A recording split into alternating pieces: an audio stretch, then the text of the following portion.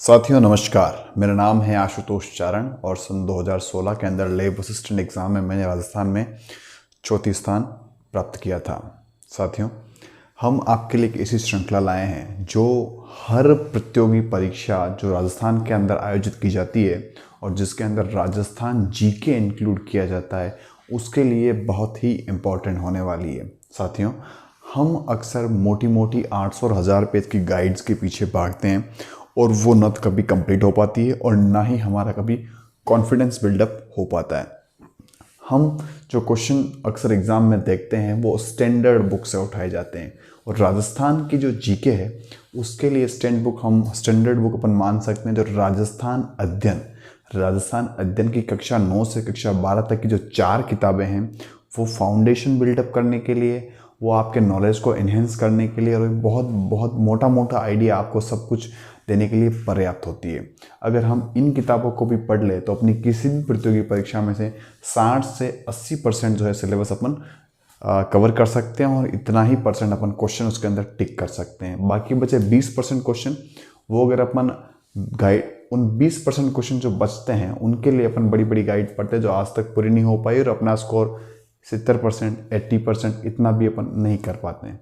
तो इसके लिए हम आपको रिकमेंड करेंगे, चाहे आप पटवारी की तैयारी कर रहे हैं, चाहे आप ग्राम सेवक की कर रहे हैं, चाहे आप आरएस की कर रहे हैं, एसआई की कर रहे हैं, रीट की कर रहे हैं, किसी की भी राजस्थान में आयोजित होने वाली किसी भी प्रतियोगी परीक्षा की तैयारी कर रहे हैं, तो ये जो श्रृंखला है राजस्थान अध्ययन श्रृंखला, हमने इसको नाम दिया है राजस्थान अध्ययन श्रृंखला। इस श्रृंखला के अंदर हम कक्षा 9 से कक्षा 12 तक की 4 किताबें हैं वो कंप्लीट करेंगे। हम वीडियो छोटे बनाएंगे, जो कंटेंट हमने पहले लिख देंगे यहाँ पर ताकि आप लोगों का समय बचे, आप कम टाइम में ज़्यादा रिकवर कर पाएँ। आपको बुक उठानी है और बुक के अंदर हम जो टॉपिक आपको पढ़ाते हैं उन टॉपिक को देख लेना है, हाईलाइट कर लेना है और नोट्स बना लेना है, सफिशिएंट होगा आपके लिए। देखिए, अपन सबसे पहले जो राजस्थान का जो पहला राजस्थान अध्ययन की कक्षा 9 की जो बुक है, कक्षा 9 से शुरू करेंगे आज। कक्षा 9 के बुक के अंदर जो पहला चैप्टर है वहाँ से अपन शुरू करेंगे। उसके अंदर क्या दे रखी, हिस्ट्री के बारे में अपने को जानकारी दे रखी, राजस्थान की जो हिस्ट्री है उसके बारे में अपने को बता रखा है। तो देखिए, अपन देख लेते हैं।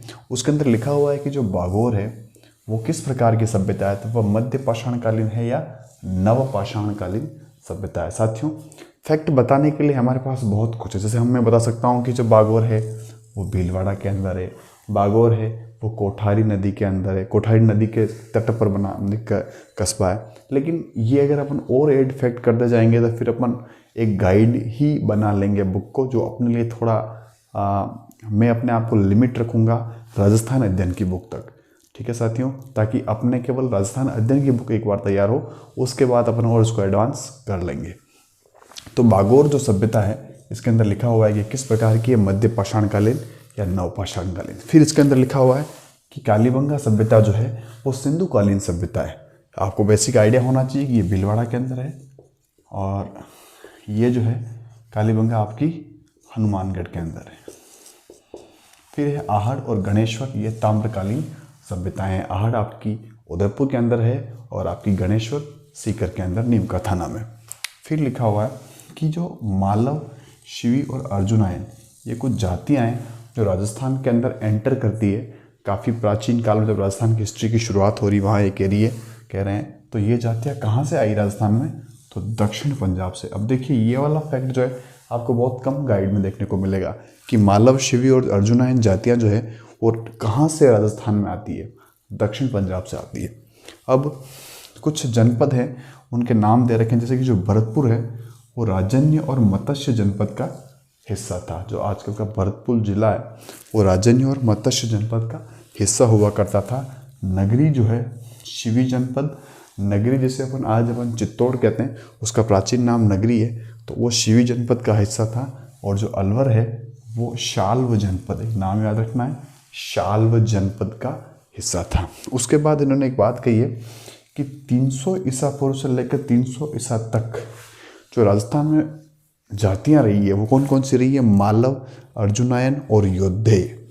मालव, अर्जुनायन और योद्धे जो है ये जातियाँ राजस्थान में प्रमुखता से पाई गई थी। अब इनके कुछ शक्तियों के केंद्र भी अपने को याद रखें, जैसे कि मालव जो है इनकी शक्तियों का केंद्र जयपुर था। जो बाद में अजमेर, टोंक और मेवाड़ तक फैल गया। जो आपकी मालव जो है जाति है, इसकी शक्ति का केंद्र कहाँ था, ये आपको पूछ सकते हैं। तो अपन कह सकते हैं कि पहले जयपुर था, उसके बाद अजमेर, टोंक और मेवाड़ तक ये फैले।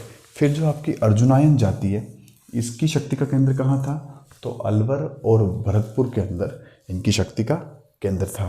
और जो योद्धे जाति है वो कौन से एरिया में राजस्थान में डोमिनेट कर रही थी, जो उत्तरी राजस्थान है, जहाँ पर अपन राजस्थान का गंगानगर जिला है, राजस्थान का हनुमानगढ़ जिला है। तो अपने को ये ध्यान रखना है। तो बेसिक ये हो गया।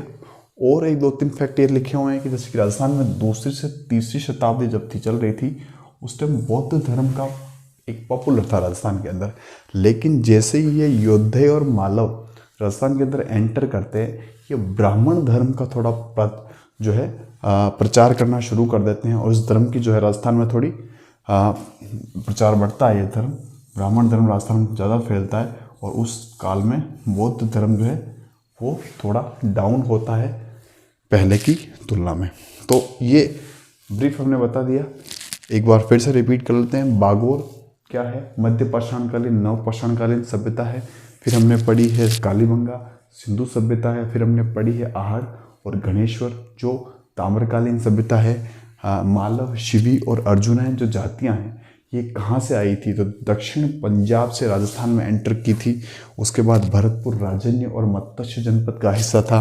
आपका नगरी शिवी जनपद का हिस्सा था और अलवर शाल्व जनपद का हिस्सा था। फिर उन्होंने कहा है कि 300 ईसा पूर्व से 300 ईसा तक, यहाँ पर 600 साल हो गए, यहाँ पर मालव, अर्जुनायन और आपकी योद्धे जातियाँ प्रमुखता से डोमिनेट रहती राजस्थान के अंदर। मालव जो जाति है, इसका केंद्र कहाँ था शक्ति का, तो जयपुर के अंदर।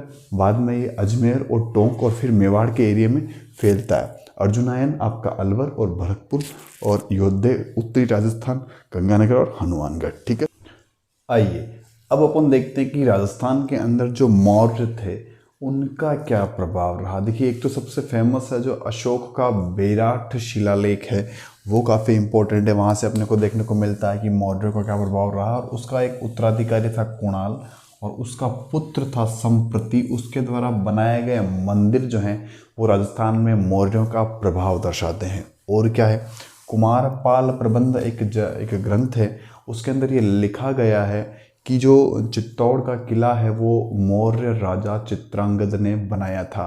चित्तौड़ का किला और चित्रांग तालाब दोनों मौर्य राजा चित्रांगद द्वारा निर्मित है। तो ये भी बात दर्शाती है कि राजस्थान में मौर्यों का प्रभाव था। और क्या पॉइंट है इसके अंदर, जो मानसरोवर तालाब है चित्तौड़ के अंदर ही है। ये चित्तौड़ के अंदर मानसरोवर तालाब पर जो राजा मान है, इसको अपन मौर्यवंशी मान सकते हैं, उसका भी एक शिलालेख मिला है, जो विक्रम संवत 770 का ये शिलालेख है। और इसके अंदर जो है 4 नाम अंकित है, महेश्वर, भीम, भोज और मान। और ये जो शिलालेख है वो कर्नल टोड को मिला था। तो देखिए, ये छोटे छोटे फैक्ट है जहाँ से एग्जामिनर क्वेश्चन पुटअप करेगा कि जो आपका यहाँ पर दे देगा कि जो आपका मानसरोवर तालाब पर शिलालेख की तिथि पूछ सकता है, उस पर अंकित ये 4 नाम पूछ सकता है। ये बहुत ही इंपॉर्टेंट क्वेश्चन है। और कोटा के कणसवा एक कस्बा है, वहाँ से भी एक शिवालय है, वहाँ से विक्रम संवत 795 का एक शिलालेख मिला है। और उसके अंदर मौर्यवंशी राजा धवल, इसका नाम लिखा हुआ है। तो ये कुछ पॉइंट है जो अपने को दर्शाते हैं कि राजस्थान में मौर्यों का भी प्रभाव रहा है।